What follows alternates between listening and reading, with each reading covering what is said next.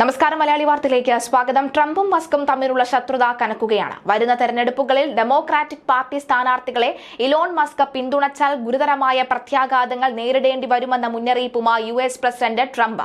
Elon മസ്കുമായുള്ള സൗഹൃദം പുനഃസ്ഥാപിക്കാൻ ആലോചനയിലില്ല എന്ന് രാജ്യാന്തര മാധ്യമത്തിന് നൽകിയ ടെലിഫോൺ അഭിമുഖത്തിൽ ട്രംപ് വ്യക്തമാക്കി.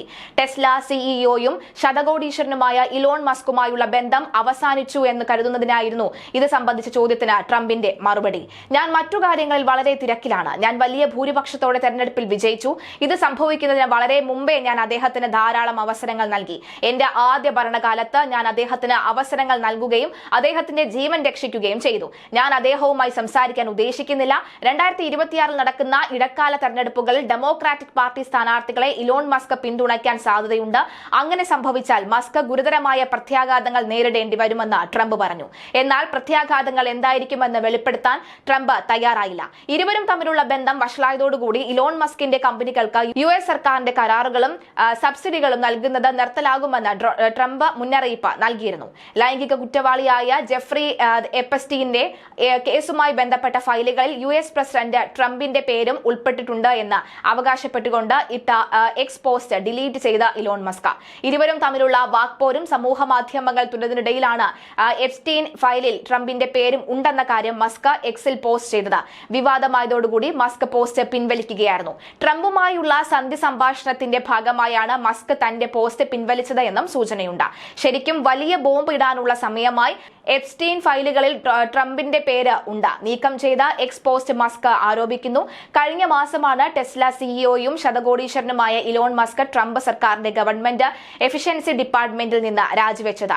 ട്രംപ് അവതരിപ്പിച്ച വൺ ബിഗ് ബ്യൂട്ടിഫുൾ ബില്ലിൽ ഉടക്കിയാണ് മസ്ക് ഡോജ് വിട്ടത്. കോടതി രേഖകൾ, സാക്ഷ്യപത്രങ്ങൾ, ലൈംഗിക കടത്തുമായി ബന്ധപ്പെട്ട രേഖകൾ എന്നിവയുടെ ഒരു ശേഖരണമാണ് എപ്സ്റ്റീൻ ഫയലുകൾ. എപ്സ്റ്റീൻ ഫയലുകളിലെ നിരവധി പ്രമുഖരുടെ രേഖകൾ പുറത്തു വന്നിട്ടുണ്ടെങ്കിലും ചില പേരുകൾ കോടതി ഉത്തരവിട്ട് കാരണം തടഞ്ഞു വെച്ചിരിക്കുകയാണ്. ട്രംപിന് എപ്സ്റ്റീനുമായുള്ള ബന്ധത്തെക്കുറിച്ച് മസ്ക് അടുത്തിടെ നടത്തിയ പരാമർശങ്ങൾ വിവാദമായിരുന്നു.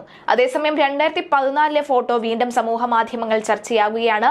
എപ്സ്റ്റീന്റെ ദീർഘകാല കൂട്ടാളിയും മുൻ കാമുകിയുമായ ഗിസ്റ്റേൻ മസ്ക്വയൽ പ്രായപൂർത്തിയാകാത്ത പെൺകുട്ടികളെ കടത്തിയ കുറ്റത്തിന് 2021 ശിക്ഷിക്കപ്പെട്ടിരുന്നു. അമേരിക്ക ഭരിക്കാൻ ട്രംപ് വൈറ്റ് ഹൌസിന്റെ ഉമ്മർത്ത് കസേര വലിച്ചിട്ടിരിക്കുമ്പോൾ ഗൃഹഭരണം നടത്താൻ അകത്തുകയറിയതാണ് ഇലോൺ മസ്ക്. തെരഞ്ഞെടുപ്പിൽ ജയിച്ചിട്ടില്ല. $300 കോടി ചെലവിട്ട് ട്രംപിനെ ജയിപ്പിച്ചെടുത്തായിരുന്നു ആർട്ട് എൻട്രി. എല്ലാം കഴിഞ്ഞു. കണ്ണപ്പനും ദാസപ്പനും തമ്മിൽ അടിയോടടി. ശക്തരായ സുഹൃത്തുക്കൾ പിണങ്ങി. ദുർബലമായ വൈകാരിക പ്രതികരണങ്ങൾ തുടരുന്നത് മൂക്കത്ത് വിരൽ വെച്ച് കാണുകയാണ് ലോകം. ചെലവ് ചുരുക്കൽ മേധാവി. കാലാവധി അവസാനിച്ച മസ്കിന് അടുത്ത പണിയൊന്നും കൊടുക്കാത്തതാണ് സംഭവങ്ങളുടെ തുടക്കം. നാസയിലേക്ക് മസ്ക് നിർദ്ദേശിച്ച VIPയെ പിൻവലിക്കാനും പുതിയ നികുതിയും നടപ്പാക്കാനുമുള്ള ട്രംപിന്റെ തീരുമാനം മസ്കിനെ പിണക്കി. ഇലക്ട്രിക് വാഹനങ്ങൾ ഉപയോഗിക്കുന്നവർക്കുള്ള നികുതി ഇളവ് പിൻവലിക്കാനുള്ള നിർദ്ദേശം ടെസ്ല സ്പേസ് എക്സ് CEO ആയ മസ്കിന് കിട്ടിയ ഷോക്കായിരുന്നു. വ്യക്തിപരമായി മസ്ക് ഒന്നും തന്നെ കുറിച്ച് പറഞ്ഞില്ലെങ്കിലും ഇനി അതുമുണ്ടാകുമെന്ന് ട്രംപ് പറഞ്ഞപ്പോഴേ പലരും അപകടം മണത്തു. വൈകാതെ ജെഫ്രി എപ്സ്റ്റൈൻ ബാലപീഡ കേസിൽ ട്രംപിന് പങ്കുണ്ടെന്ന് മസ്ക് ആരോപിച്ചു. ഇതോടെ സ്പേസ് എക്സ് കരാറുകൾ റദ്ദാക്കുമെന്നായിരുന്നു ട്രംപ്. എങ്കിൽ ഈ ഡ്രാഗൺ ബഹിരാകാശ പേടകം ഡീകമ്മീഷൻ ചെയ്യുമെന്ന് മസ്ക് വെല്ലുവിളിച്ചു. ഇടഞ്ഞ കൊമ്പനെ പോലെ ട്രംപ് ഉദ്യോഗസ്ഥരെ വിളിച്ചതോടുകൂടി അന്വേഷണ പരമ്പര വരുമെന്ന സൂചനയും ഉണ്ടായി. അപകടം മണത്ത മസ്ക് അയഞ്ഞു. ജനകീയ പാർട്ടി രൂപീകരിക്കുമെന്ന് അദ്ദേഹം പ്രഖ്യാപിച്ചു. പുതിയ ബില്ല് US-ന്റെ പൊതുകടം കുത്തനെ കൂട്ടുമെന്ന മസ്കിന്റെ അഭിപ്രായത്തോട് മസ്കിനെയും കൂട്ടരെയും പറഞ്ഞുവിടാൻ തന്നെ ദശലക്ഷക്കണക്കിന് ഡോളർ ലാഭിക്കാമെന്നായിരുന്നു ട്രംപിന്റെ മറുപടി. മസ്കിനെ കുറിച്ചുള്ള ചോദ്യങ്ങൾക്ക് ട്രംപിന്റെ മറുപടി ഇങ്ങനെയാണ്: എനിക്ക് വേറെ പണിയുണ്ടെന്നും അയാളെ കുറിച്ച് ആലോചിക്കാൻ സമയമില്ലെന്നും അയാൾക്ക് എന്തോ കുഴപ്പമുണ്ടെന്നും. വൈറ്റ് ഹൌസിൽ മുറ്റത്തിരിക്കുന്ന ചുവന്ന ടെസ്ല കാർ വിറ്റൊഴിവാക്കി മസ്ക് അധ്യായത്തിന് ബ്രേക്ക് ഇടാൻ ഒരുങ്ങുകയാണ് ട്രംപ്. ഡൊണാൾഡ് ട്രംപ് സർക്കാരിന്റെ പ്രവർത്തനം കാര്യക്ഷമമാക്കാൻ നിയോഗിച്ച ഡിപ്പാർട്ട്മെന്റ് ഓഫ് ഗവൺമെന്റ് എഫിഷ്യൻസിക്ക് പൗരന്മാരുടെ സ്വകാര്യ വിവരങ്ങൾ കൈകാര്യം ചെയ്യാൻ അനുമതിയുണ്ട്. US സുപ്രീം കോടതിയാണ് ഡോജിന് സ്പെഷ്യൽ സെക്യൂരിറ്റി ഡേറ്റ കൈകാര്യം ചെയ്യാൻ അനുമതി നൽകി ഉത്തരവിട്ടത്. ശതകോടീശ്വരൻ ഇലോൺ മസ്ക് നേരത്തെ കൈകാര്യം ചെയ്തിരുന്ന വകുപ്പാണ് ഡോജ്. ദശലക്ഷക്കണക്കിന് അമേരിക്കക്കാരുടെ സ്വകാര്യ വിവരങ്ങൾ ഇനി മുതൽ ഡോജിന് ഉപയോഗിക്കാൻ സാധിക്കുമെന്ന വാർത്താ ഏജൻസിയായ റോയിറ്റേഴ്സ് റിപ്പോർട്ട് ചെയ്തു. നേരത്തെ മേരിലാൻഡ് ആസ്ഥാനമായുള്ള കീഴ്ക്കോടതി ഈ നീക്കം തടഞ്ഞിരുന്നു. ഈ വിധിയാണ് സുപ്രീം കോടതി ഉത്തരവിലൂടെ മറികടന്നത്. US നീതിന്യായ വകുപ്പിന്റെ അഭ്യർത്ഥന മാനിച്ചാണ് ഉത്തരവ്.